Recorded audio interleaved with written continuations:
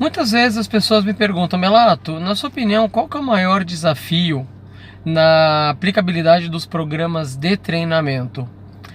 Eu basicamente sempre respondo a mesma coisa: engajamento. Engajamento em via dupla. Num ponto, o engajamento do treinando com aquilo que ele aprendeu, para que se transforme em prática e melhore a sua performance, e o engajamento do treinador com aquilo que ele ensina, para que o treinando veja valor e transforme aquilo em prática. No cerne da questão, a gente tem o engajamento, ou seja, a capacidade de gerar motivação, de gerar valor, de entregar algo a mais em relação àquilo que é o esperado para o treinando e para nós, no sentido do nosso próprio aprendizado. O engajamento hoje, no meu ponto de vista, é um ponto muito falho na relação entre treinandos e conteúdo e entre treinadores e treinamentos. E por que é falho? Por vários motivos. Primeiro, porque cada vez há mais informação e quando você tem muita informação você perde o foco. Então, efetivamente, qual é a informação, qual é a dinâmica, qual é a metodologia mediante tantas que vão entregar valor e atender ao propósito do treinamento? Segundo, há uma rapidez cada vez maior, uma necessidade cada vez maior que não se traduz em foco para o desenvolvimento de treinamentos. Cada vez mais são os treinamentos a toque de caixa, sem um diagnóstico preciso, sem uma leitura precisa, sem ouvir o cliente de uma maneira empática e real. E cada vez mais é o treinar pelo treinar. Um fato positivo é cada vez mais pessoas têm buscado treinamentos e buscado conteúdos. Mas, mediante toda essa velocidade, essa pressão por fazer e esse diagnóstico não tão claro, o que ocorre é um momento único. E esse momento único que não tem continuidade e não gera engajamento. É muito comum o treinando estar numa sala de aula e ao ver algo que não o engaja, que não lhe presta valor, desligar, e ele vai para o celular, ele quer saber se já vai receber o material, ele quer saber quanto tempo dura o curso, como vai ser feitas as entregas, as avaliações. Ele se abstrai daquilo que é o presencial.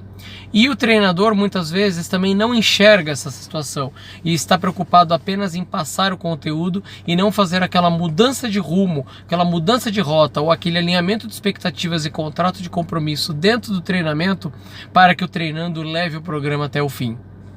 Eu gosto muito de testar o engajamento dos meus treinandos a partir do entendimento deles sobre aquilo que é passado, a aplicabilidade daquilo que é passado, treinando em situações reais e levando-os à reflexão e fazendo com que ao final dos treinamentos eles saiam com um contrato de compromisso com eles mesmos.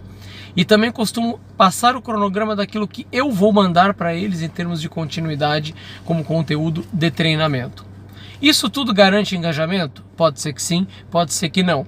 E esse é um ponto importante. Nós, enquanto treinadores, devemos lutar pelo engajamento, devemos promover o engajamento, oferecendo conteúdo e dinâmicas que conversem com a prática, que façam o treinando descobrir valor, ele mapear as suas próprias incompetências para que transforme elas em aprendizado, que transforme essas incompetências em competências e gere diferencial competitivo e que também potencialize os pontos positivos dele.